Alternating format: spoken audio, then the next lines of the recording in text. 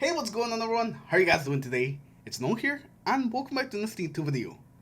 In today's video, we're going to be talking about the new ritual weapon for the Vanguard, and what's the fastest way and easiest way that you're going to get this weapon.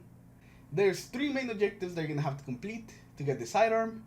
The first one is Sidearm Final Blows. The second one is Airborne Final Blows. And yes, just in classic Bungie fashion, the last one is very big, but it's mostly just getting kills. They don't actually even have to be with the sidearm, it's just getting kills and strikes. So after you get done with your sidearm final blows and your sidearm airborne final blows, you can actually use take off the sidearm and finish the rest of it, since the last part's going to be the one that takes the longest with just some normal weapons. And the very first thing that I actually recommend that you do is get the airborne final blows. It's actually not that many, it's just 50, but they actually can get quite annoying, so you want to get them out of the way as quickly as you can. And to help you get the inner kills, there's a couple of exotics, one for each class that's going to help you out. For the hunters, we have the stompies, so you can jump higher, you have more time to actually kill things when in the air, so the stompies are definitely the way to go. For the titans, the lion rampants are definitely going to help you get this thing. And for the warlocks, it's probably the easiest. You have the normal glide, which is already amazing. And you also have the wings of sacred dawn, which just makes it even easier to get these 50 kills. They're not that many. You can probably get these ones done in like 5 to 10 minutes. They're pretty easy to do. Just make sure that you get them out of the way first, because it's really annoying having to use jump up and try to hit things with the sidearm. So get this first and then deal with the rest of the sidearm kills. The second thing, it's going to be the sidearm kills. Now next up, we have the sidearm kills. And you're gonna need a lot, and I really do mean a lot of sidearm kills.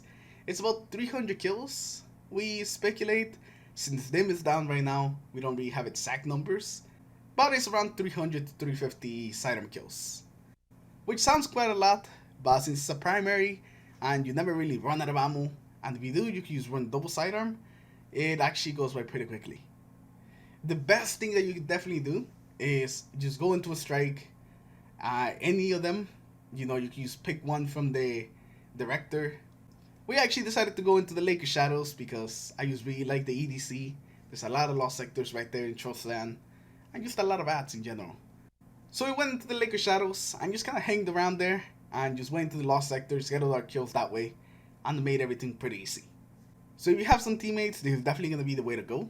Just pick any strike that you like and just go into some lost sectors and get all your kills. If you're solo though, there's actually a way to actually get into a strike by yourself, and that's going to involve actually changing your time and tricking the game to think that you're in some other time, just to make sure that you don't affect anybody else's experience, just so you can get into a strike by yourself. And the way you do this is that you just got to go into your time settings and change your time to use something else that is not today. Preferably maybe a year, maybe a couple months from the day that you're doing it, and that should give you some good results and should put you into some strikes by yourself, hopefully. Sometimes you have to close the game and then reopen it so it actually works, so just keep that in mind. And the final objective that we have is actually getting the points. And the points, they're your skills. You just go around killing stuff.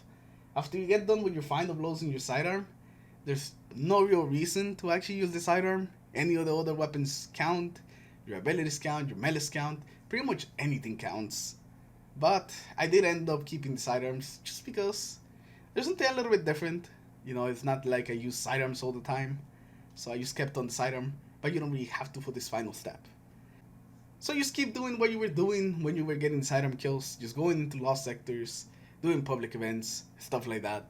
As long as you're in the strike, it's gonna keep counting. Now for a couple of sidearm recommendations, I'm definitely gonna recommend the 3 burst sidearms, the adaptive frame sidearms. They're really good. There's just something really good about them.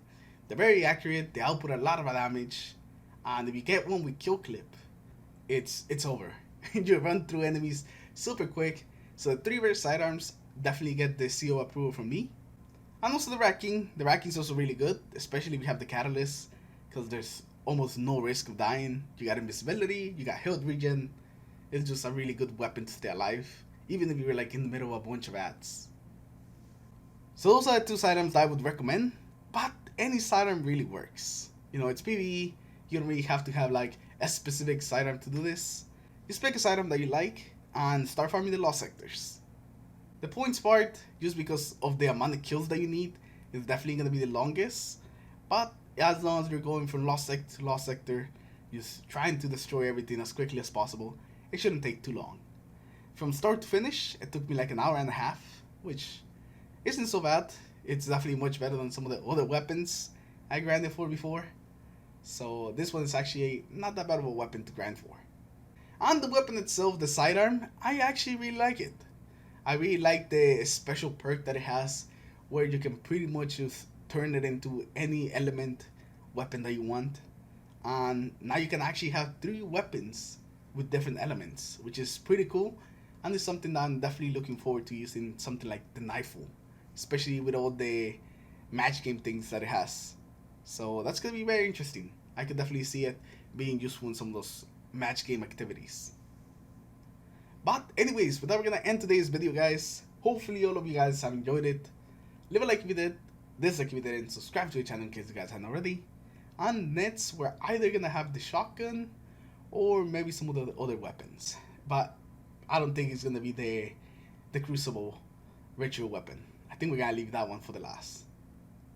Anyways, thank you all for watching today, guys. And I'll see you all in the next one. Take care, everyone. Have a good day.